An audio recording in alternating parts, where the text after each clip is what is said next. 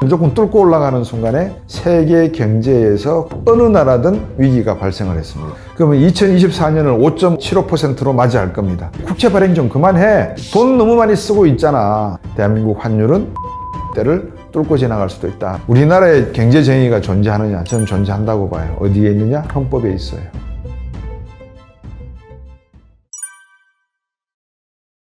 전 세계적으로 대불황이나 대공황이 13번 일어났는데 그 대불황과 대공황의 해결법은 전쟁이었다. 그렇게 이야기를 해요. 제럴 다이몬드의 총균세를 읽으셨는지 모르겠지만 총은 전쟁이고요. 균은 질병입니다. 쇠는 기술이고요. 그러면 세계 인류 문명 역사의 발달 과정을 보시면 좀 더 자극적인 표현으로 총균세라지만 이거를 다른 말로 표현하면 전쟁과 질병과 기술이 인류 문명을 진화시켜 왔다라고 보시면 됩니다. 전쟁과 질병은 사람의 목숨을 앗아가지만 거기에 대한 반작용으로 백신이 개발이 되고 평화라는 것의 중요성도 알게 되는 거지 않습니까? 그러니까 해결의 변증법처럼 정반합, 작용이 있으면 반작용이 있고 그래서 어느 정도의 결론이 맺어지면 다시 이 하나의 결론이 몇 년이 지나고 나면 구체제가 되니까 새로운 노말을 향해서 나가는 과정에서 빅뱅이 일어날 수밖에 없고 터지는 거죠. 그러니까 지구의 생명이 50억 년이다. 그럼 앞으로도 한 30억 년이 더 있으면 지구도 터진다. 이건 당연한 이치라고 저는 봐요. 어떠한 것도 영원히 존재할 수도 없고 또 영원히 존재하는 것도 영원히 죽지 않는다는 저는 그런 개념에 대해서 동의를 하는 입장이거든요.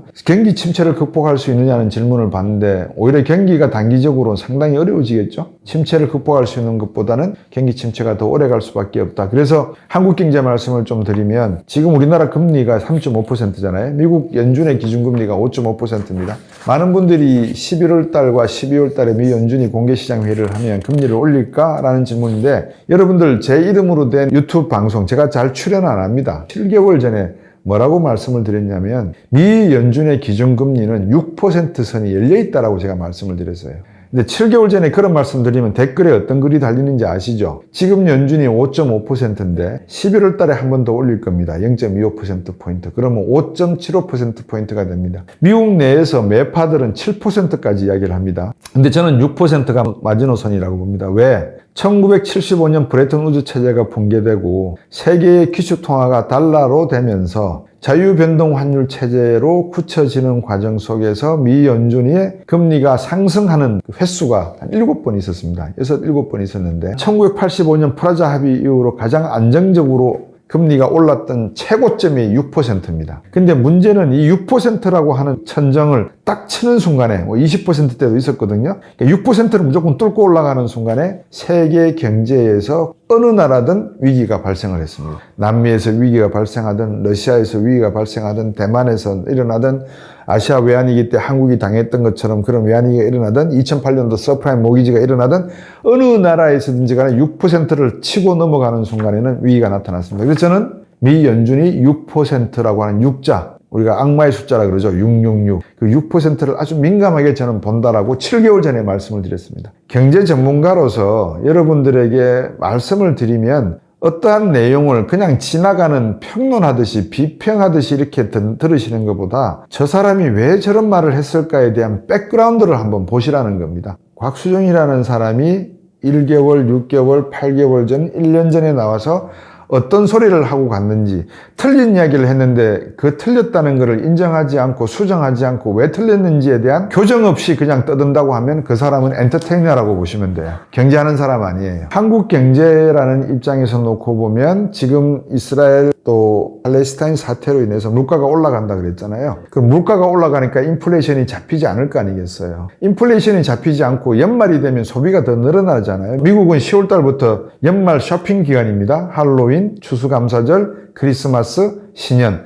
이게 소위 미국의 할러데이예요. 그럼 소비가 늘어날 수밖에 없잖아요. 물론 미리 사놓은 것도 있지만 작년에 사놨을 것도 있을 거예요. 근데 일단 소비를 해요. 그러면 소비가 늘어나니까 물가는 올라가죠. 그러면 기름값도 올라가고 물가도 올라가면 연준이 금리 낮춥시다는 소리가 나올까요?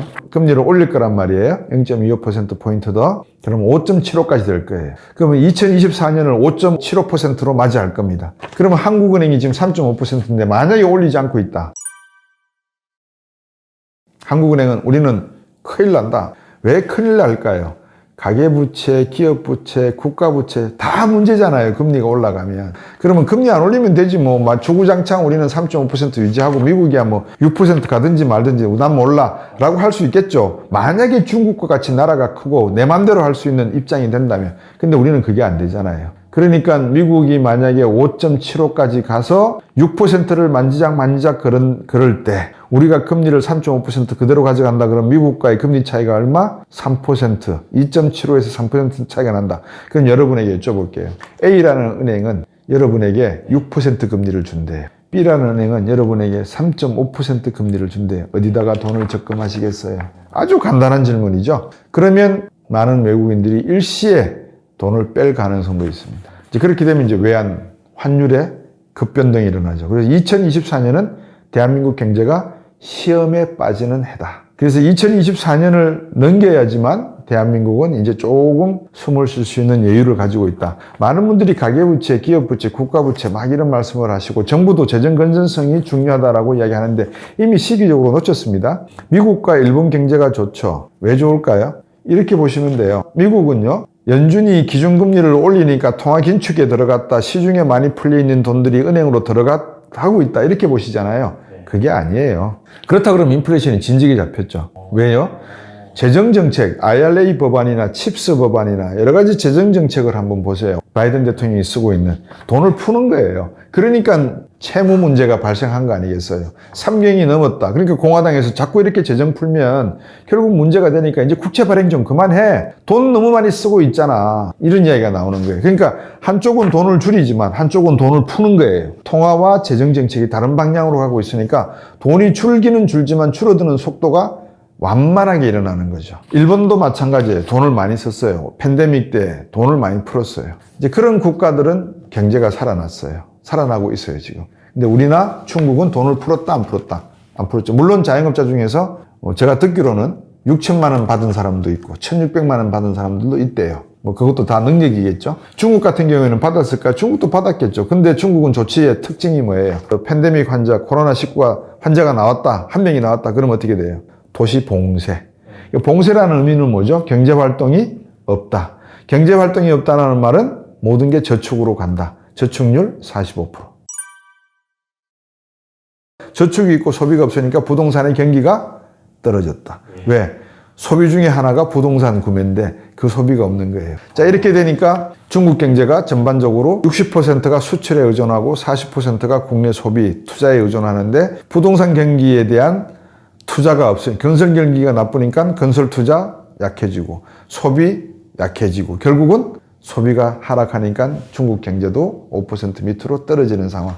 더하기 중국 경제가 부동산 붐을 일으키는 방식이 땅은 국가 땅이니까 지방정부에서 땅을 비구유엔이라든지 홍다 같은 기업들에게 빌려주고 거기에다가 아파트를 짓게 했는데 잘 팔리고 임대가 잘 될 때는 문제가 없었는데 돈이 들어오니 유동성이 돌아가니까 이게 구매자가 없으니까 결국은 정부에서 땅을 받아가지고 PF 금융을 일으켜서 건설했던 비용을 갚아주고 이자를 지불해야 되는데 그거를 못하니까 결국은 지방 자금 조달 기구라고 하죠. LGFB.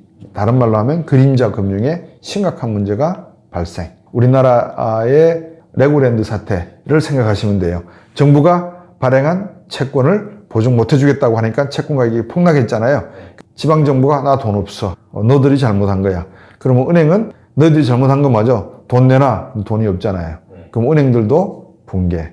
건설회사들도 붕괴. 자, 중국도 이런 상황. 그 다음에 미국과 한국과의 금리 격차가 2%에서 3%까지 날 가능성이 존재하는 상황. 우리나라 수출에 홍콩을 포함할 때 30%의 비중은 중국, 13%의 비중은 미국. 둘이 더하면 43%의 비중이 미국과 중국을 향한 수출. 그럼 미국 경제와 중국 경제가 동반 침체되거나 둔화되면 한국 수출은 둔화. 근데 정부는 수출, 무역 수지가 흑자로 돌아섰다. 이거는 불황형 흑자, 즉 수입을 많이 안 하니까, 재고가 많이 쌓이지 않으니까. 왜? 앞으로 팔릴, 소비될 것에 대한, 생산될 것에 대한 재료를 미리 가져와서 재고로 쌓아두는 게 있는데, 이 설비 투자도 없고 건설 투자도 없는 상황에서 누가 더 원재료를 재고로 놓아두겠어요. 그러니까 재고가 없으니까 수입이 주는 거죠. 그러니까 수출이 상대적으로 많아지니까 무역수지 흑자가 되는 거예요. 자, 이런 상황이 만약에 2024년도에 강하게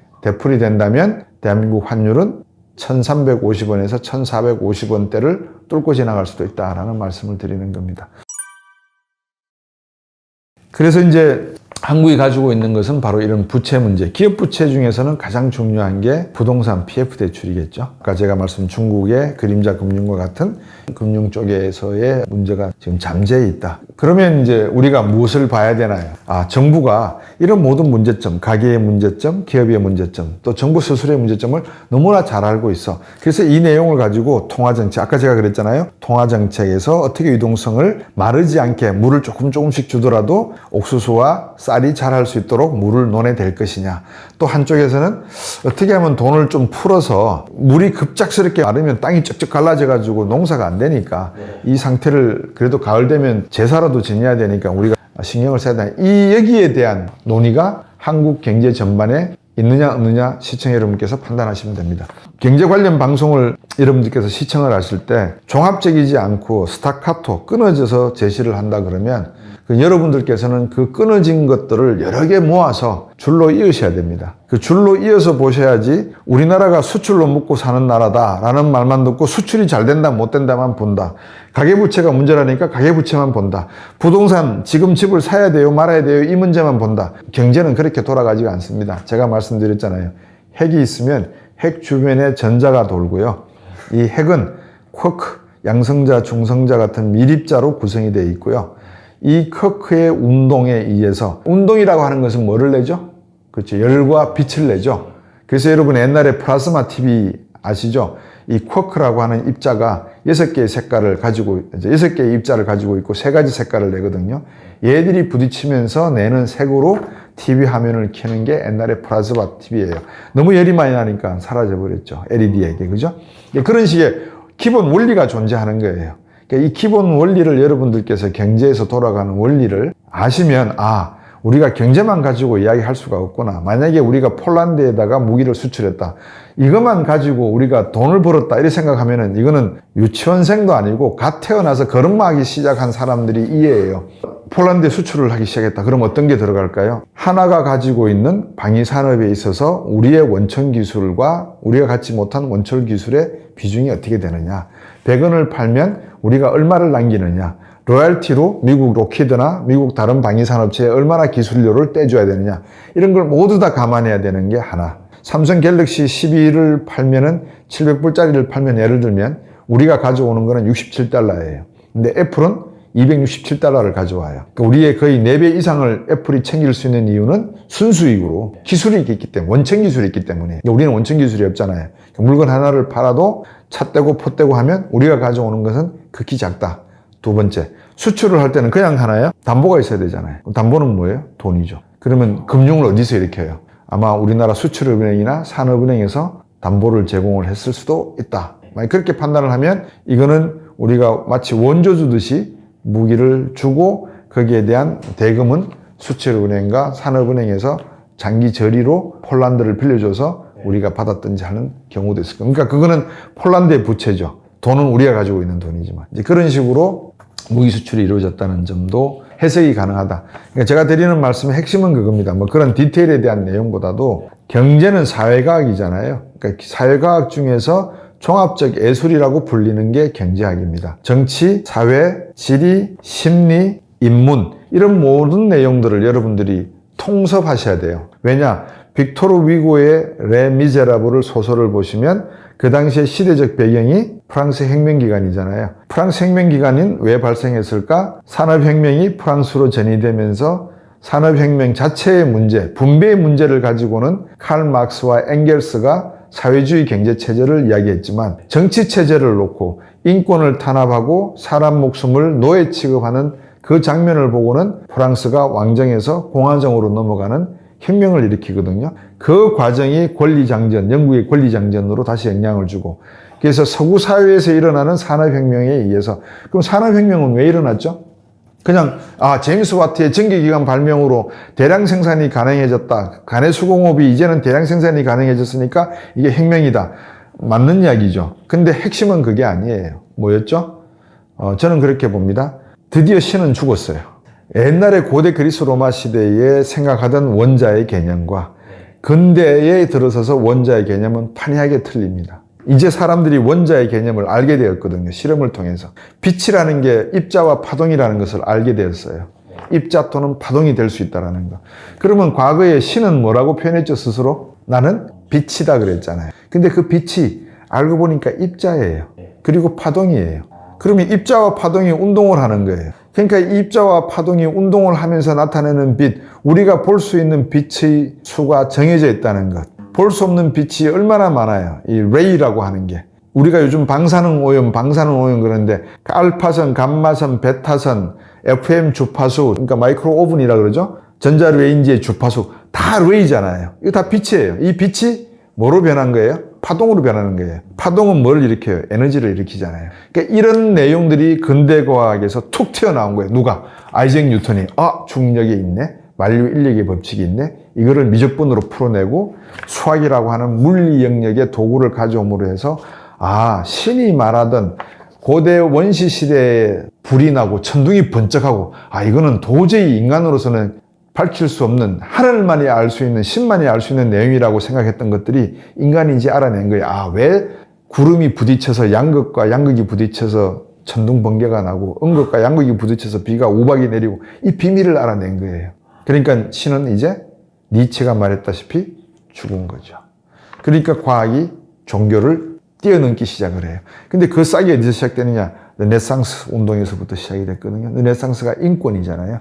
사람의 권위, 충세 본권이 무너지는 시점이에요. 그만큼 사람은 인간의 본능과 직관에 충실한 생명체예요. 그래서 여러분들께서도 어떤 유튜브 방송을 보시고 어떤 분야의 전문 분야의 방송을 들으시더라도 이 방송은 하나의 개인이 만들어내는 채널입니다. 그러니까 입증된 것도 있고 입증되지 않은 것도 있고. 따라서 여러분들은 이런 입자들, 그러니까 저도 하나의 입자에 불과한 거죠. 입자가 만들어낸 이런 파동들을 보시고 얘는 선순환을 만들어내는 좋은 성질의 파동이구나. 아니야, 얘는 잘못된 파동이야. 이런 판단을 여러분들이 하실 수 있어야 된다는 거예요. 근데 그거를 다 하면은 신이다. 또 이렇게 말씀하시잖아요. 결국은 우리가 많이 경험론적으로, 실증적으로, 실존적으로, 실제적으로, 효율적으로 지식에 대한 내용들을 받아들이고 논의할 줄 알아야 된다. 그렇기 때문에 경제학처럼 한 분야를 딱 자르고 이러니까 너희들이 나빴고 잘못했고 소득주도 성장을 주장했으니까 잘못했고 이런 개념이 아니라는 거예요. 그러니까 소득주도 성장 주장이 참으로 옳고 맞을 수도 있지만 그 시점, 그 시대에 맞지 않았고 잘못된 정책이라는 건 입증이 되었거든요. 많은 경제학자들이 소득주도 성장은 하나의 포퓰리즘적 정치이지 이 맞는 정책이 아니라고 이야기했단 말이에요. 심정적으로 항상 우리는 약자의 편이잖아요. 많은 노동자분들이 어려운 환경에 처해서 최저임금도 못 받고 자기의 신체와 많은 것을 위험에 걸고 일을 하시다가 위해를 당하시고 상처를 받고 또 심지어 돌아가시기까지 하는 이런 상황을 보면 우리가 분노를 참지 못하죠. 이건 정의감이라 그래요. 여러분들 한때 광분하셨죠? 마이클 샌달의 정의란 무엇인가? 제가 대학교 때 존 롤스 하버드대 교수가 정의란 무엇인가 책을 냈었어요. 그 정의는 무엇일까를 가지고 우리가 경제활동을 하는 거예요. 그 정의를 공정, 공평, 평등, 자유, 박애 이런 단어로 편집해서 편곡해서 여러분께서 만들고 들고 하시는 거예요. 그거는 시대 변화라는 거죠. 그러면 말이 길어지는데 이렇게 말씀을 드릴게요. 우리나라에 경제 정의가 존재하느냐? 저는 존재한다고 봐요. 어디에 있느냐? 헌법에 있어요. 헌법은 대부분의 정의를 표현하고 있습니다. 추상적인 단어를 쓰지만 자 그러면 헌법에 나타난 정의라는 개념을 놓고 부동산 문제를 한번 들여다보자고요. 한 번도 생각을 못 해보셨죠? 20억짜리 집값이 0.1% 올랐다. 그게 옳은 거예요. 여러분들 더듬이가 있잖아요. 왜? 여러분이 집 갖고 싶어 하는 거는 대통령보다도 더 할 거 아니에요. 그저 의과대학. 그러면 사회는 어떻게 되죠? 양극화. 이 모든 플랫폼을 종합적인 예술로 승화시킨 플랫폼이 뭐예요? 2024년이 위기가 아니구나. 이게 기회구나.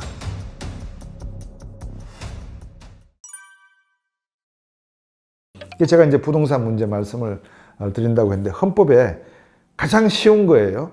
인간은 누구나 행복을 추구할 권리를 가지고 있다고 돼 있어요. 그 말은 극단적으로 표현할게요. 정부가 모든 국민의 사유재산까지 다 몰수할 수도 있어요.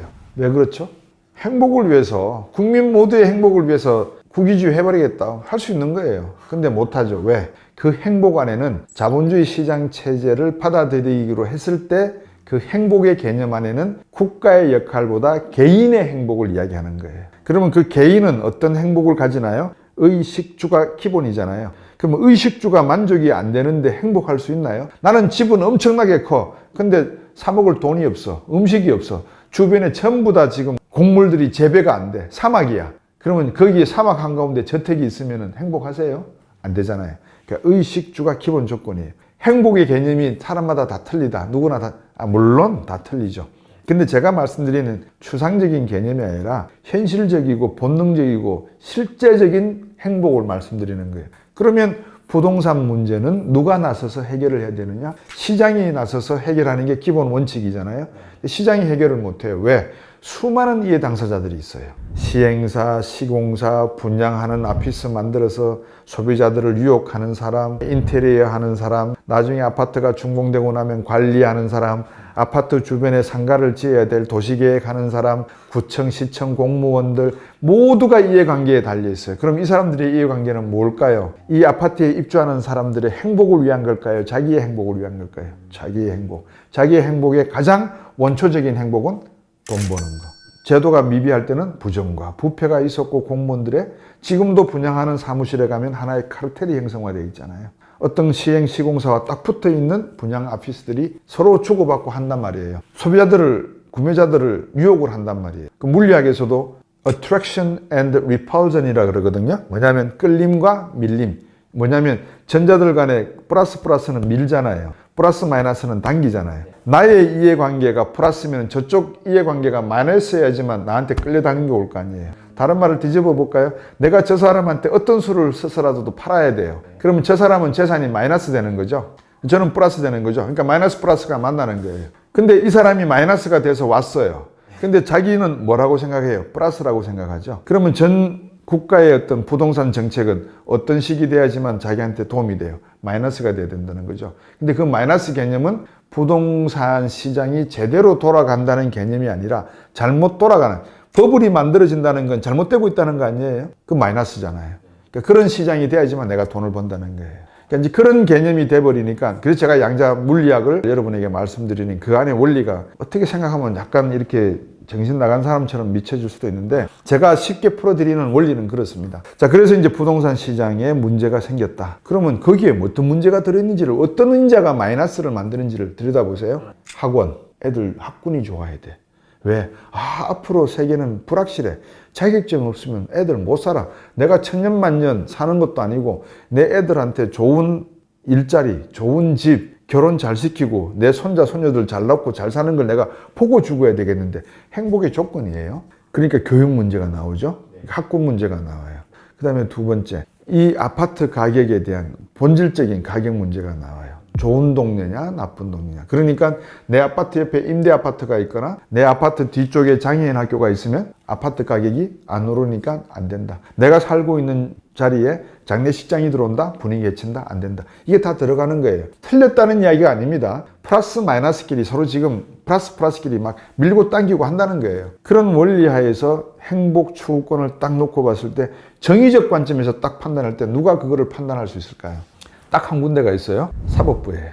정부도 정부 나름의 이해관계가 있고 개인도 개인의 이해관계가 있고 기업도 기업의 이해관계가 있잖아요. 이거를 누가 제일 정의롭게 재판을, 솔로몬의 재판을 할 수 있느냐? 사법부밖에 믿을 데가 없잖아요. 헌법재판소를 왜 만들었겠어요? 헌법재판소는 사법부가 아닙니다만, 별개의 독립기관입니다만 대통령도 탄핵시켜버리잖아요. 헌법재판소가. 그러니까 헌법을 해석하는 헌법재판소의 내용이 그래서 중요한 거고, 그래서 헌법재판소가 생긴 거예요. 그런 개념에서 부동산 시장에 일어나고 있는 이런 요인들을 한번 더 세밀하게 들어가 보자고요. 내가 100만 원짜리 집을 살 수가 있는데 어떻게 보통 집을 사나요? 100만 원보다 더 높은 집을 사죠. 왜? 100만 원짜리 집을 주고 살려고 하니까 거기는 학군도 별로고 동네 분위기도 별로예요. 그래서 한 50만 원, 무리해서 70만 원만 더 얹으면 조금 더 괜찮은 데를 사요. 그건 소비자의 심리예요. 자동차 보러 갔을 때 기본 옵션 차 사는 사람이 누가 있어요? 다 딜러에 이렇게 꼬드김에 빠져서, 아니면 또 자기가 들어보니까 이거 오토 윈도우는 달아야 될 것 같아. 이거 불편해. 다 이럴 거 아니에요. 그러니까 인간의 본능에 충실한 결정을 한다고요. 그러면 이자를 내야 되죠. 원리금 상환을 해야 돼요. 그럼 원리금 상환의 리에 해당하는 게 뭐죠? 금리 정책이죠. 그럼 금리 정책은 고정적이고 중장기적인 금리 정책이 옳은 거예요. 단기적으로 막 변동하는 게 더 편하겠어요. 당연히 중장기적으로 고정으로 가는 게 편하잖아요. 그래서 고정금리로 가시라는 거예요. 변동금리로 하지 마시고. 지금 1%라고 해서 1% 안 하고 고정금리가 3%인데 불안하다. 근데 경제를 여러분들께서 살아보시면 적어도 대부분의 분들은 30살부터 경제활동을 시작해서 60세까지 경제활동을 하는 30년 기간 동안에 경제 사이클이 이렇게만 가던가요? 아니잖아요. 이렇게 가잖아요. 그러면 오르락 내리락 하니까 결국은 평균 내면 이거 아니에요. 그러니까 고정금리 박아놔도 별 문제 없는 거예요. 근데 뭐 좀 안답고 변동금리로 턱 선택해 놓으면 지금과 같은 사태에서 금리가 올라가 버리면 어떻게 해요? 난리 나는 거죠. 근데 어떤 게 많을 것 같아요? 고정이 많을 것 같아요? 변동이 많을 것 같아요? 저는 통계를 내보지 않았습니다. 국회의원들이 이런 거 해야 되거든요. 그러니까 고정금리가 많으냐? 변동금리가 많으냐? 국회의원들이 이런 걸 빨리빨리 정무위원회든지 경제관련위원회에서 조사를 해서 가계부채 부담의 문제를 들어주라고 법을 만들어서 활동하라고 만든 게 입법부예요. 자, 부동산 문제가 그렇게 걸리니까 결국은 어떻게 돼요? 출산 문제, 교육 문제 모두가 다 부동산 문제와 쭉 엮여버려요. 집값이 강남에 반포 뭐 이런 데 가면 30억, 20억 한다 그러고 땡땡정 아파트가 재개발되면 70억 간다 그러고 여러분 내가 지금 5억짜리 집에 살고 있는데 나는 이 5억짜리 집에 살다가 줄여서 1억짜리 전세로 가든지 아니면 지방에 집이 빈다니까 지방으로 내려가서 1억짜리 살고 4억을 써야 되겠다고 하는 사람이 많을까요? 나 5억에 살고 있지만 나도 저 언젠간 20억짜리 집을 사야 되겠어. 높은 곳을 향해 가야 되겠어. 라고 하는 사람들이 본능적으로 많을까요? 당연히 높은 것이죠. 그게 헌법에서 말하는 행복과는 거리가 있는 거예요. 그건 개인의 행복이에요. 근데 내 개인의 행복, 5천만 중에 한 명의 행복을 위해서 헌법을 뜯어고칠 수는 없잖아요. 그러면 어떻게 돼요? 제가 맞춰가야 되잖아요. 어떻게 맞춰가요? 교육을 통해서 맞춰가야죠. 자, 이렇고 이러니까 요 정도에서 우리가 소득을 생각을 하고 요 정도에서 씀씀이를 생각하면서 이렇게 살아가는 것이 진정한 행복일 수 있습니다. 교육과 행복이 홍보가 이루어져야 되는 게 맞죠. 쇠뇌시키라는 게 아니에요. 저 북쪽 애들처럼 김정은이 나타나면 눈물 흘리고 주성님 감사합니다 눈물 찔찔 흘리고 이렇게 하라는 게 아니고 어떻게 보면 교육이라는 것도 자본가 계급들이 만들어낸 하나의 포퓰리즘이고 세뇌적인 요소가 충분히 저는 들어가 있다고 보여집니다. 왜? 교육이 융성한 시대가 엘리자베스 여왕 때거든요. 산업혁명 이후에 수많은 농촌 인구들이 도시로 밀려오고 도시의 어린아이들까지 노동시장에 가니까 문맹률이 70% 상태에서 아무것도 못하잖아요. 정부가 무슨 법을 만들어도 안 되고. 그러니까 교육을 시키기 시작을 했어요. 근데 그 교육의 방향성은 있는 사람이 원하는 방향으로 갈까요? 없는 사람이 원하는 방향으로 갈까요? 여러분들 지금 국회에서 국회의원 활동하는 사람들 재산 등록한 거 들여다보시면 다 10억대 뭐 두 자리 세 자리수 아니에요? 그러면 있는 사람들 입장에서 법을 만들 때 자기들 편리하게 만들까요? 서민들을 위해서 만들까요? 말은 국민 그래서 그 사람들이 입만 열면 국민 그래요. 근데 실제적으로는 국민이 아니라 나와 같은 부류의 사람들 이렇게 해석하시면 돼요. 그러니까 여러분들이 정치라는 개념도 제대로 이해하셔야지만 경제적 정의의 하나의 수단으로 사용하실 수 있는 거죠. 자, 그럼 부동산 문제 저보고 만약에 부동산 시장이 상당히 어렵지 않겠습니까? 회복이 될까요? 지금 뭐 다시 서울 집값은 오른다고 들었는데요. 여러분 20억짜리 집값이 0.1% 올랐다 또는 0.5% 올랐다. 얼마 오른 거예요? 5천만 원 정도 오른 거 아닌가요? 그게 오른 거예요? 한 달 사이에? 오른 게 아니죠. 여러분이 다 느끼고 계시잖아요. 여러분들 더듬이가 있잖아요. 왜? 여러분이 집 갖고 싶어 하는 거는 대통령보다도 더 할 거 아니에요? 안 그렇습니까? 서민들이 많습니까? 대통령 수가 많습니까? 그럼 서민들이 많은데 여러분들은 이미 집을 사고 싶어서 시장조사를 쫙 했고 서로 의견들을 나누고 계실 거예요. 그런데 지금 카더라라는 통신을 듣고 들어간다 시장에? 그 잘못은 만약에 오판이라 그러면 여러분 잘못이죠. 남 탓하시면 안 되죠. 그러면 그게 오판이냐 제대로 된 판단이냐. 제가 그랬잖아요. 2024년까지는 미국과 중국 경제가 제대로 갈 이유가 없다. 제가 단적으로 말씀드렸어요. 뺑뺑 돌려서 가지 못할 것이라고 보는 것이 옳다는 의견들이 많다고 미루어 짐작할 수 있다고 추정할 수 있지 않겠습니까? 라고 하지 않았습니다. 없다라고 제가 단적으로 딱 끊어서 말씀을 드렸습니다. 그런데도 불구하고 여러분들이 집을 사겠다, 부동산 가격이 오르겠다. 그거는 경제가 성장할 때, 근데 우리가 지금 경제 성장률을 일본의 잃어버린 30년으로 간다라고 하잖아요. 지금 잠재 성장률 2.0에서 1%대로 떨어진다라고 이야기하고 있잖아요. 근데 정부와 국회는 아무것도 안 하잖아요. 4차 산업 개발하는 게 뭐 있어요? 과학 기술 연구 프로젝트 지원금 다 끊어버리잖아요, 지금. 이런 상황에서 경제가 성장할 가능성이 5년, 6년 뒤에 있을까요? 없잖아요. 기초교육 중요시 하세요, 여러분? 물리, 생물, 화학, 기초교육 준비하세요? 없잖아요. 그저 의과대학 가려고 그러면은 여러분 양자물리학 배우거든요. 왜? CT, MRI가 전부 양자역학에서 나오는 원리를 가지고 만든 촬영 기술이에요. 왜? 전부 레이잖아요. 빛이잖아요. 알파선, 베타선, 감마선이잖아요. 엑스레이 아니에요. 이런 거를 모르고 그냥 의사 시켜야 된다. 변호사 시켜야 된다. 그러면 사회는 어떻게 되죠? 양극화. 그러니까 여러분들은 이제 불끈불끈 걷는 거죠. 들으면 기분 나쁘죠. 내가 거기에 속해 있으면 괜찮은데 내가 거기에 속해 있지 않다. 즉 1%와 10% 상위에 속해 있지 않다는 말을 들으면 정의를 부르짖는 거예요. 근데 본인 욕심은 내가 만약에 여기에 속해 있다 그러면 너희들은 말도 안 되는 소리하고 앉아 있어. 나는 피와 땀을 흘려서 1%, 10% 들어갔고 너희들은 앉아서 감 떨어지기를 기다리는 애들이야. 이렇게 이야기할 게 인간이란 말이에요. 그러니까 부동산 시장, 증시 모두가 다 똑같아요. 합리적인 근거와 판단과 분석에 의해서 투자가 이루어지는 게 아니라 주변 사람들, 본인의 욕심, 지금도 지방에는 모르긴 몰라도 수많은 서울의 자본을 가진 사람들이 지방에서 떨어지고 있는 부동산 줍는 분들도 계실 거예요. 제가 속초를 놀러를 가서요. 한 번은 택시를 대절을 해서 금강산 우트길을 따라서 한번 간 적이 있는데 기사분이 그러시더라고요. 선생님, 관광길을 따라가는 이 고속도로 좌우 쪽에 5에서 10km 반경 내에 강원 주민이 가지고 있는 땅은 하나도 없습니다. 그러더라고요. 전부 다 외지인이 갖고 있다는 거예요. 그런데 정의를 찾는다? 먼저 모두가 다 고해성사부터 해야 되지 않나요? 나는 부자가 되기를 원합니다.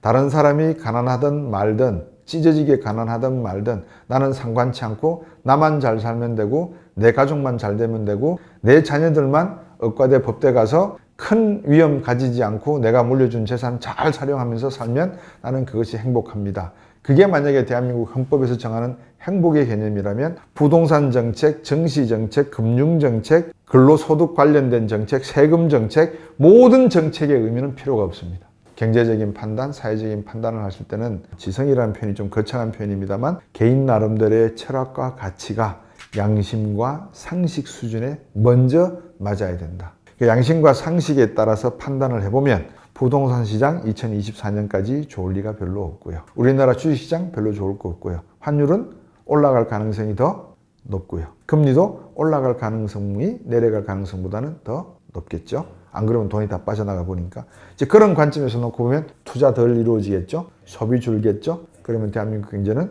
2% 성장대가 아니라 2%로 내려갈 것이다. 이스라엘 하마스를 다시 소환을 하면 양극단으로 간다는 것은 늘 좋지가 않습니다. 정치를 하든 경제를 하든 양극단을 보고 한다는 것은 맞지 않다고 봅니다. 항상 중간을 보고 하라는 거거든요. 중도라고 하는 개념은 극단을 놓고 보고 정치와 경제, 사회, 문화적 활동을 하자는 게 아니라 이 중간을 보고 하자는 겁니다. 양심과 상식이 어디에 있어요? 대부분 심장에 있다 그러잖아요. 심장은 사람 몸의 가운데 중간은 아니고 약간 좌측에 쏠려 있지만 심장이 좌파는 아니잖아요. 그죠? 우리가 보통 심장을 이야기할 때 중간이라고 중심이라고 생각하잖아요. 그러니까 이 중심을 놓고 정책을 봐야 되는데 여러분 고대 인류 크로마뇽 네안데르탈린 호모 에렉투스가 이동하는 경로를 한번 찾아보세요. 인류가 이동하는 원인이 뭘까요? 아까 제가 말씀드렸거든요. 그렇죠. 먹을 것 찾으러. 두 번째. 먹을 것 찾는다는 말은 먹을 게 만들어질 수 있는 기후와 사람이 살 수 있는 적당한 환경이 있는 곳으로 사막에서 밀림지대로 간다는 거 아니겠어요? 물이 있는 곳으로. 그죠? 그거예요. 그러면 그게 뭐예요? 지금 관점에서 보면 그 흐름은 뭐의 흐름과 같아요? 부의 흐름과 같잖아요. 그러면 앞으로 부의 흐름은 어떻게 될 것인가? 어디에서 더 큰 시장을 갖고 어디에서 더 많은 상품들이 만들어지고 어디에서 더 많은 소비가 이루어질까? 그거를 보면 되겠죠. 그 중세는 알렉산드리아, 지금의 레바논 쪽에, 이집트 쪽에 알렉산드리아, 튀르키예의 이스탄불, 지금 전쟁이 일어나고 있는 키예프, 비단길의 루트잖아요. 종착점이잖아요. 그런 점들이 옛날에 부의 흐름이었어요. 그럼 질문, 부의 흐름은 신이 만들었나요? 인간이 만들었나요? 당연히 인간이 만들었죠. 인간이 왜 부의 흐름을 위해서 길을 만들었을까요? 거래를 하기 위해서. 왜 거래를 하려고 했을까요? 필요한 물품을 물물 교환하기 위해서. 참 좋은 말입니다. 교과서 바른 생활에 나오는 말입니다. 개인, 상인들의 욕망을, 본능을 채우기 위해서. 그럼 상인들의 본능과 욕망은 뭘까요? 돈을 벌기 위해서. 그 길이 부의 흐름의 길입니다. 그게 고대 사회까지는 항해술이 발달되지 않았으니까 육로로 이어져서 비단길이 만들어졌고요. 그 다음에 중세 이후 항해술이 만들어지면서 배를 타고 왔고요. 물론 알렉산드리아에서 나오던 유황, 향기죠. 태우면 아니라 향이 나는 유황이 신라 시대에 신라 왕실에서 발견되기도 합니다. 그만큼 인류의 교류 역사는 오래됐다는 거죠. 다시 말하면 부의 흐름은 오래됐다. 그리고 두 번째 질문. 아라비아 상인이 비단길을 따라서 중국 당나라에 도착을 했다. 그러면 이 사람은 단골이 있을까요? 없을까요? 없다. 왜 없느냐? 언제 죽을지 모른다. 그 먼 길을 왔다 갔다 하는데 그래서 단골이 있을 수가 없다. 그러면 누가 더 상인 정신에 투철할 것인가? 물건 깎아달라 해도 절대 못 깎아줘요. 당나라 상인이 아라비아에서부터 낙타에 짐을 싣고 왔는데 야 이거 지금 시세 별로 안 좋아. 이거 한 5원 떨어뜨려야 돼. 그러면 아라비아 상인은 그래 할 수 없지 뭐. 내가 목숨 걸고 왔지만 시세가 그렇다면 라고 받아들일까요? 어떤 수술 쓰더라도 물건을 올렸으면 올리지 깎지 않으려 그럴까요? 안 깎고 팔겠죠. 그래서 누가 더 속된 표현입니다만 지독한 상인일까요? 아라비아 상인. 그러니까 한국보다 중국, 중국보다 인도, 인도보다 아라비아 상인 이렇게 된다 보시면 될 겁니다. 그러면 부의 흐름에서 과거에 중세까지만 하더라도 알렉산드리아, 튀르키예, 이스탄불, 그 다음에 키예프 같은 비단길 루트가 활성화되었고 중세에 이르러서 항해술이 개발되면서 배를 타고 범선을 타고 무역을 하다가 이제 뭐가 개발됐죠? 전기기관. 그러니까 전기기관으로 속력을 빠르게 더 큰 배를 만들어서 거래를 할 수 있었겠죠. 근데 석탄도 실어야 되고 무거운 쇳덩어리를 실어야 되니까 좀 더 가벼운 원료가 필요하겠죠. 석유를 이용한 내연기관이 나오게 되는 겁니다. 부의 흐름의 어떤 지도는 말씀 그려주셨는데 낙타 덩어리에 메고 갈 상품은 어떤 것들이 있습니까? 라고 물으셨어요.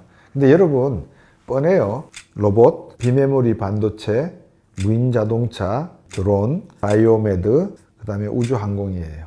이 많은 플랫폼 중에서 이걸 플랫폼이라고 할게요. 로봇, 드론, 바이오메드, 우주항공, 비메모리 반도체. 이게 제가 손가락으로 벌렸으니까 이걸 플랫폼이라고 치자고요. 그럼 손바닥은 이것들을 다 뻗어나게 하는 하나의 그 센터잖아요. 이 센터 역할을 하는 게 뭐라고 그랬죠? 뭐죠? 그렇죠. 빅데이터죠. 이 빅데이터를 관리하는 데가 뭐예요? 데이터 센터예요. 그러니까 대한민국에 데이터 센터가 없으면 이 산업이 발전한다 못한다? 못한다. 데이터 센터 있어요? 없어요? 예, 있습니다. 커요? 작아요? 중국과 미국의 데이터 센터와 겨룰만 해요? 못해요? 이제 이 질문이 들어가는 거예요. 안 된다. 그러면 이 산업들은 별 볼 일 없다. 특히 로봇, 드론, 비메모리 반도체, 바이오메드 이 모든 플랫폼을 종합적인 예술로 승화시킨 플랫폼이 뭐예요? 5가지 중에서 우주항공. 통신, 디지털 통신 우주항공에서 나왔잖아요. 바이오, 왜 바이오를 해요? 인간이 우주선에 타고 달나라 화성까지 가려고 하면 바이오 알아야 되잖아요. 그 다음에 드론, 센서 작동이라든지 데이터의 정수송신 기술, 무인, 이거 아셔야 되잖아요. 로봇, 화성 탐사하는 게 사람이 가서 지금 하나요? 못 하잖아요. 로봇이 가서 하잖아요. 여러분 스타트랙 영화 1966년도 TV 영화에 나왔습니다. 물리학적 관점에서 스타트랙에 나오는 우주선이 빛의 속도로 팍 튀어나갑니다. 이동을 할 때. 근데 그 이동할 때 빛의 속도로 광년이라고 하잖아요. 빛의 속도를 1초에 30억 킬로미터를 갑니다. 30만 킬로미터. 근데 그 빛의 속도로 가도 화성은 몇 년 걸리는지 한번 여러분 계산을 해보세요. 달까지는 1초 3만에 갑니다. 빛의 속도로 가면. 근데 화성까지는 몇 년 걸려요. 그만큼 거리가 광년이 있어요. 그러니까 우주선을 타고 가야 돼요. 근데 이거를 1966년에 나오는 스타트랙에서는 아인슈타인의 상대성 이론을 적용을 해서 4차원에 존재하고 있는 이 구와 구 사이에 거리가 존재하잖아요. 선으로 거리를 측정하잖아요. 근데 이거를 접어버리면 가까워지죠. 스타트랙이 여기를 통과하는 거예요. 그러면 금방 가죠. 그 다음에 여러분 왜 이렇게 원통에 들어가 있으면 사람 몸이 분해되어서 가고자 하는 곳에 딱 나타나죠. 그거 어떻게 하는 걸까요? 사람 몸은 뭐로 구성이 되어 있어요? 분자, 원자, 그 핵, 아까 말씀드린 양성자, 중성자. 그럼 이거를 모두 다 끌어서 쪼개어서 보내야 돼. 전송해. 텍스 전송하듯이 전송해야 되잖아요. 그러면 휙 전송하는데 DNA까지 전송을 해야 되죠. 저의 인식과 의식과 가치 구조까지 다 전송을 해야 되죠. 그 기술이 이제 시작이 됐습니다. 자, 그러면 방금 말씀드린 이 플랫폼 중에 우주항공, 미국과 중국, 소련, 러시아만큼 발전된 나라가 굳이 치자면 독일과 프랑스 정도, 그리고 일본 정도. 근데 독일, 프랑스, 일본은 뭘 한다? 미국의 발사에 우주 활동에 필요한 주요 정밀 부품 소재를 개발하는데 협력하는 산업체계다. 우리는 모르겠습니다. 우주청 만들면서 연구원들이 많이 나갔다면서요. 그러니까 이제 이런 것들이 대한민국 미래에 대한 비전이 없음을 여실히 드러내는, 우리가 그런 비전이 없음을 열심히 드러내면 우리의 적들은 보고 웃나요? 아니면 한국 경제 걱정이 앞으로 걱정을 해주나요? 웃죠? 그럼 우리나라를 보고 웃는 나라, 중국, 일본, 인도네시아, 베트남, 인도. 그래서 미국 기업들 1990년도에 그 다우 지수 그림을 제가 하나 그려놨어요. 이 그림에 대한 이유를 제가 설명을 해놨어요. 1990년에 다우 지수가 J 커브를 그리기 시작하거든요. 2024년이 위기가 아니구나. 이게 기회구나. 이때부터 내가 주식을 줍줍해야 되겠구나. 이해를 하실 수 있을 거라고 보여집니다. 과연 이스라엘이 한 발을 뺄까? 미국은 아마 그럴 겁니다. 야, 우리도 거의 17년의 시간이 걸려서 오사마 빈 라덴을 처벌을 해서 엄청난 시대 변화가 예측이 됩니다. 이 사태에서 가장 빙그레하게 웃고 있는 사람이 누굴까? 저는 푸틴 대통령이라고 보거든요. 영원한 친구, 영원한 적이라는 개념은 존재하지 않는다. 어디에서? 정치에서. 이란이 우리나라에 묶여있던 60억 달러를 빼가지고 갔죠. 그 돈이 헤즈볼라의 무기 구입에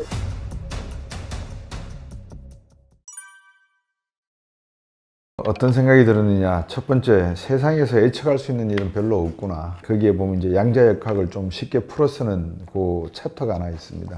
갑작스럽게 경제학 한 사람이 무슨 양자역학 물리학이냐라고 하시는데, 우주의 전체 돌아가는 질서 속에서 양성자나 중성자 같은 원자 핵을 구성하고 있는 미립자, 쿼크나 글루온 같은 역학관계를 이해하지 못하면 사실 물리적 현상의 결과를 예측하는데 좀 어렵다는 그런 이야기들이 있거든요. 다시 말하면 핵을 중심으로 해서 전자는 일정한 위치의 운동 에너지를 가지고 있지만 이 쿼크라고 하는 것들은 일정한 운동 법칙을 갖고 있지 않습니다. 따라서 경제학이 왜 예측을 늘 틀리냐라고 말씀하신다면, 경제학의 대부분의 기술적인 방법은 물리학적인 어떤 기술적 방법에서 차용을 한 겁니다. 라그랑지안 함수, 오일러 공식, 이런 모든 것들이 물리학에서 나온 것이라서 경제학이 뭔가 좀 예측하는 데 도움을 드린다는 역할을 하는 사회과학이지만, 많은 분들이 맨날 틀리는데 들을 게 뭐 있어? 그러면서도 들으시잖아요. 그런 의미에서 이스라엘 하마스의 사태는 예측하지 못했던 것이다. 그렇지만 예측하지 못했다고 해서 사전에 정보가 없었을까? 그렇지는 않습니다. 어떤 변화의 조짐은 있었고, 미 CIA에서도 하마스의 공격 하루 전에 어떤 일이 일어날 수 있다라고 하는 정보를 전달해 줬다라고 하는 건데, 결국은 어떤 사건이 일어나면 그 배경은 과거에 존재하잖아요. 그죠? 미래에 존재하는 경우는 없습니다. 결론부터 말씀을 드리죠. 영국이 결국은 책임을 져야 하는 문제입니다. 한반도가 남북한 분단된 사태가 미국과 소련의, 구소련의 책임이었다라고 우리가 만약에 떠넘긴다면, 이번 이스라엘 하마스 사태는 영국의 책임이다. 왜 그러느냐? 이집트라든지 지금 이스라엘이 있는 그 위치, 레바논, 시리아 이쪽 지역에 1차 세계대전이 끝나고 나면 대부분 영국이 지배를 하게 됩니다. 왜냐하면 그 당시만 하더라도 패권을 영국이 어느 정도 가지고 있었기 때문에 1차 세계대전의 배경에는 석유전쟁이었다라고 다들 알고 계시지 않습니까? 근데 그 당시에 이집트 공사했던 맥마흔이 아랍 국가의 독립을 인정하겠다라는 선언을 하게 됩니다. 이게 맥마흔 선언이고요. 근데 2년 있다가 1917년에 영국 외무부 장관이 선언을 또 하나 합니다. 그게 뭐냐면 이스라엘을 독립국가를 인정하겠다라는 선언을 합니다. 그리고 2차 세계대전이 끝나고 한 30년이 지나고 난 다음에 철수를 하면서 그냥 무정부 상태로 이스라엘이 위치하고 있는 레바논과 팔레스타인, 시리아 지역을 그냥 무작정 떠나버리거든요. 그러니까 이제 소위 시오니즘, 3000년 동안 나라 없이 서름을 겪었던 사람들이 지금의 이스라엘 지역으로 이제 밀려오게 되는, 나라를 만들겠다고 해서, 그게 이제 소위 말하면 1차 중동전쟁의 배경이 되기도 하죠. 생전에 예루살렘이 있었다는 건 알고 있고 유대인들이 살았던 건 알고 있지만, 거기에 국가를 설립하겠다고 2차 세계대전이 끝나고 사람들이, 이스라엘 사람들이 몰려오니 거기에 살고 있던 팔레스타인들은 이건 뭐야?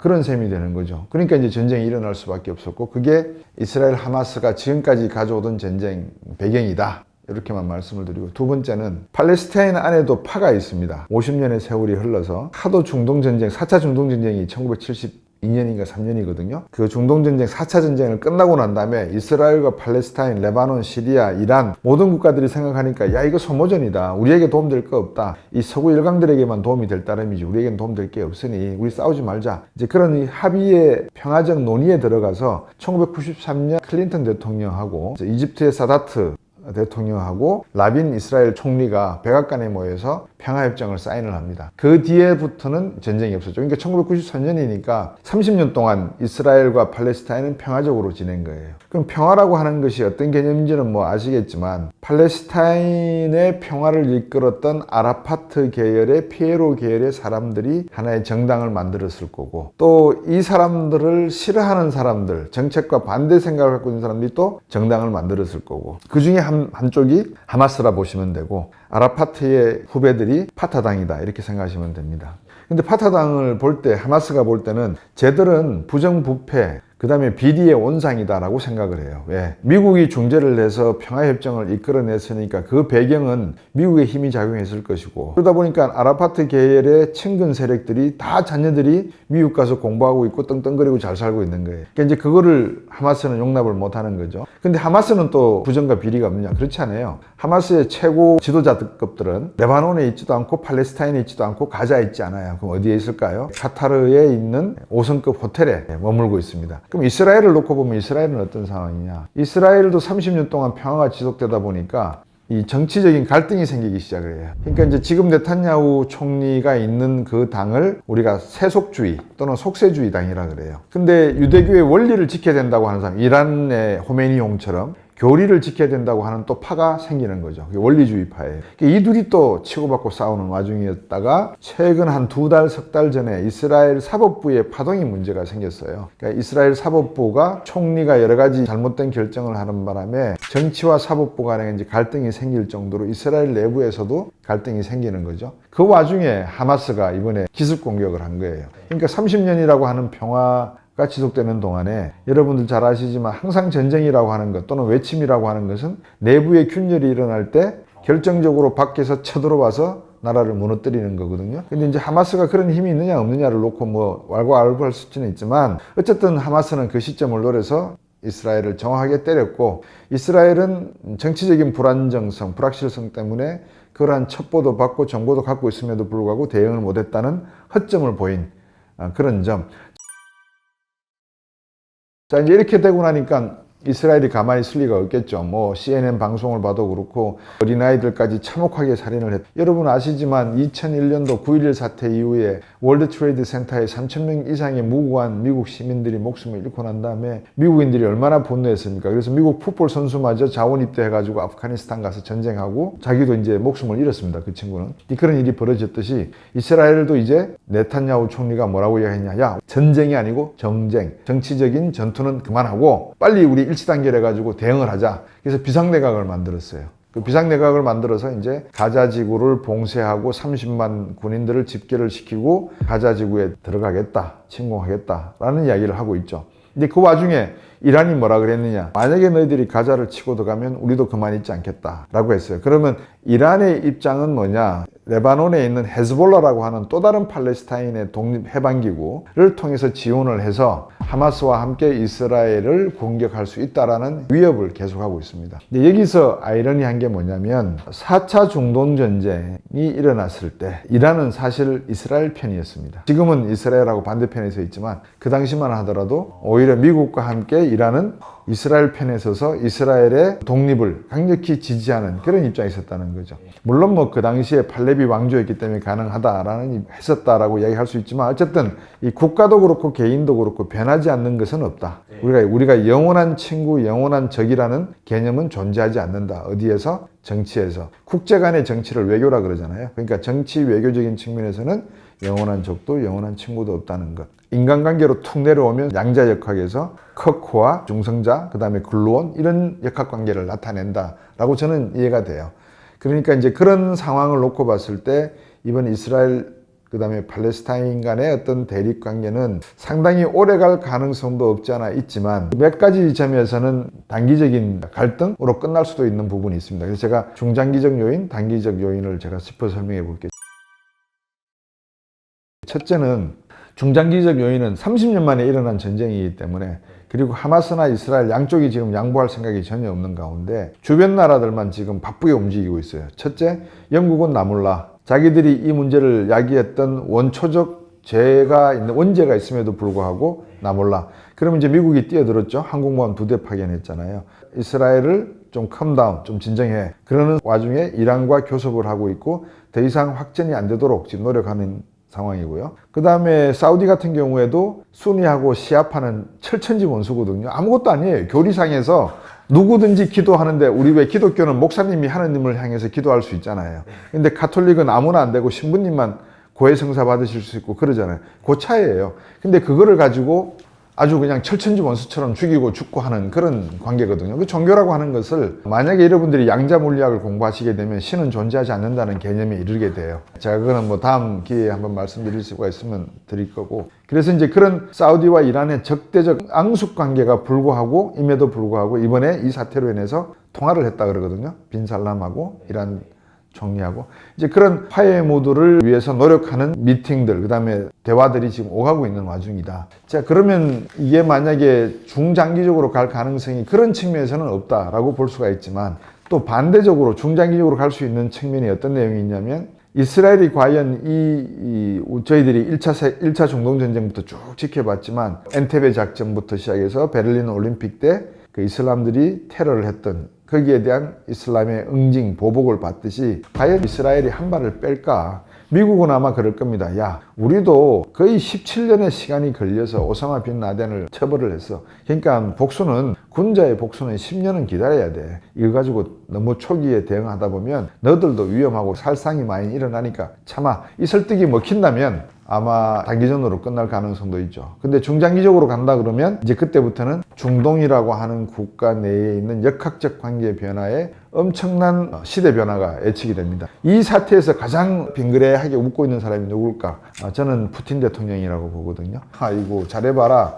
미국 항공모함 2대 파견했다고? 돈 꽤나 쓸걸? 전쟁을 돈 없이 하는 거 봤나? 그러니까 이제 미국 입장에서는, 야, 이거 우리가 지금 내년에 대통령 선거도 지금 있는데 여기에 휘말려 들어가지고 돈을 또 쓴다 그러면 지금 가뜩이나 이자 금리 올리고 인플레이션 잡으려고 하는 와중에 이 재정부채 문제가 공화당에 의해서 또 이 걸림돌이 되면 국내 정치에 있어서 상당히 민주당이 불리할 가능성이 있다. 또 이런 역학관계가 막 생기기 시작을 해요. 그러니까 그런 걸 가만히 빙그레 보고 있는 게 푸틴이면서 또 한 명이 있죠. 시진핑. 그러니까 미국 입장에서는 어떻든 이 전쟁을 중장기적으로 가져가면 안 된다라고 보고 있는 거예요. 두 번째, 경제적인 요인. 중장기적으로 가져가 버리면 에너지 가격이 폭등을 해버려요. 그럼 소비자 물가는 올라갈 수밖에 없죠. 그럼 금리 아무리 올려도 소용이 없는 게 되는 거예요. 그러니까 인플레이션을 잡기 위해서라도, 유가를 안정시키기 위해서라도 단기전으로 밀고 가야 되는 거예요.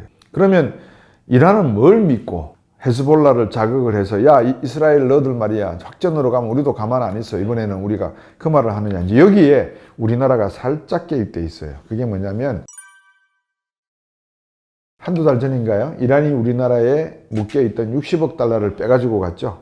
미국의 허락을 받아서 빼가지고 갔습니다. 우리나라가 아마 설득을 했을 거예요. 미국으로 하여금, 자, 이거 이란 자금이니까 이건 돌려줍시다. 우리 뭐 오염수 방류하는 것도 협력을 하고 있고 미국과의 동맹관계를 강화하지 않습니까? 이거 한번 보시고 우리를 믿을 수 있다면 이거 풀어서 우리도 중동에서 뭔가 역할을 좀 할 수 있게 해주십시오. 어떤 역할? 원자력 발전소도 좀 팔아야 되겠고요. 무기도 좀 팔아야 되겠고, 우리 다 미국의 이익을 대변하는 거 아니겠습니까? 라는 의견들이, 이건 제가 쓰는 시나리오입니다. 만약에 오간게 만약에 인정이 되었다 그러면 아마 60억 달러가 풀렸을 배경이 될 수도 있을 거고요. 그 60억 달러 건너가서. 그러면 60억 달러가 얼마인지 여러분 곱하기 1300 해보십시오. 그럼 대충 액수가 나옵니다. 조 단위까지 나옵니다. 자, 그러면 그 돈이 헤즈볼라의 무기 구입에 들어갔다 라고 만약에 2024년 트럼프 대통령이 당선이 되어서 주장을 한다면 어떤 일이 벌어질까요? 트럼프는 없던 사실도 가짜뉴스도 진짜뉴스처럼 말할 수 있는 사람이 트럼프 전 대통령 아닌가요? 이제 그런 현상들이 이스라엘, 팔레스타인의 대립 관계에 있다. 정리하면 그렇습니다. 핵심 요인, 영국의 무책임한 발언과 협정과 철수가 지금 이스라엘 사태를 야기한 원죄다. 두 번째, 팔레스타인이 살고 있는 땅을 이스라엘이 와서 국가를 건설한다고 선언을 일방적으로 했고 유엔으로부터 승인을 받을까지 1차 중동전쟁을 펼치는 과정에서 결국은 이스라엘이 현재의 팔레스타인 땅을 차지하고 살고 있다는 점. 우리도 보통 그러죠. 주인 없는 땅에 무단으로 30년 이상 점유하면 법에서 어떻게 판단하는지 모르는데 주인이 없었으니까 점유한 사람 땅이다 라고 인정을 받나요? 받는 걸로 저는 알고 있는데 모르겠습니다. 하여튼 한 국가가 그렇게 해서 점유를 했습니다. 그래서 4차 전쟁까지 70년대 초반 1차 오일 쇼크가 일어나기 전까지 4차 중동 전쟁이 일어났다. 그것을 양국이 모두가 피해를 보니까 전쟁 그만하자 해서 93년도에 클린턴 대통령의 주선으로, 물론 그 전에 카터도 있었고 뭐 다 있었죠. 그 클린턴 대통령이 매듭을 짓는 역할을 한 게 백악관에서의 어떤 오슬로 협정의 합의다. 양국 간의 평화를 유지하자. 30년이 지났다.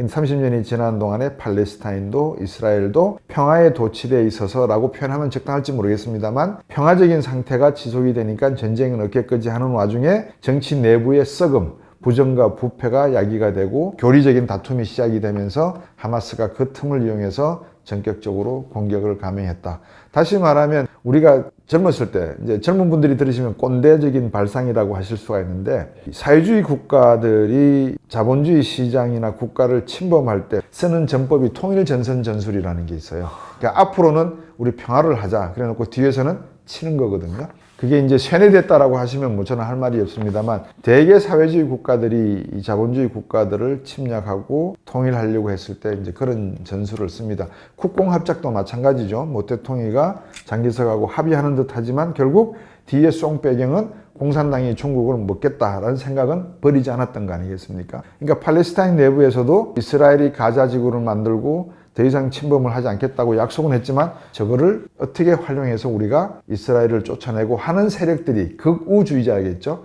그런 세력들이 저는 있다고 봅니다. 이제 그들이 준동을 해서 지금의 전쟁이 일어났다. 이 전쟁을 놓고 정치 배후적인 노력들이 일어나고 있다. 미국을 중심으로 해서 이란, 러시아, 중국, 또 이집트, 이번 회담의 당사자였던 이집트까지 다 들어와서 중재를 하려고 한다. 그 배경에는 미국의 입장에서는 재정적인 측면에서 지원할 여력이 없을 수가 있다. 왜? 정치적 요인에 2024년 대선에서 불리한 위치에 민주당이 놓일 수가 있다는 점. 세 번째는 소비자 물가라든지 에너지 가격의 폭등으로 인해서 전 세계 전반에 어떤 경제적인 파급 효과를 가져올 수 있다는 점. 그 다음에 이 러시아와 중국 입장에서는 전혀 답답할 게 별로 없다. 왜? 이 모든 전쟁에 미국이 다 개입을 해서 자기의 힘을 쏟아부으면 결국은 힘 빠지는 거는 미국이니까 그 틈을 노려서 우리는 다시 약진 또는 경기적인 회복을 하면 된다라고 생각할 수 있다는 점. 하지만 한국 입장에서는 녹록지 않은 부분이 하나가 있다. 이란이 뽑아간 60억 달러 자금이 과연 시중에서 나온 대로 헤즈볼라에게 들어갔는지 안 들어갔는지 확인할 길은 없지만 누구든지 들어갔다라고 가짜뉴스를 만들어서 퍼뜨리면 그렇게 믿을 수 있는 환경은 충분히 만들어져 있다는 것을 말씀을 드리겠습니다. 그러면 이제 우리의 대응 전략은 뭐냐?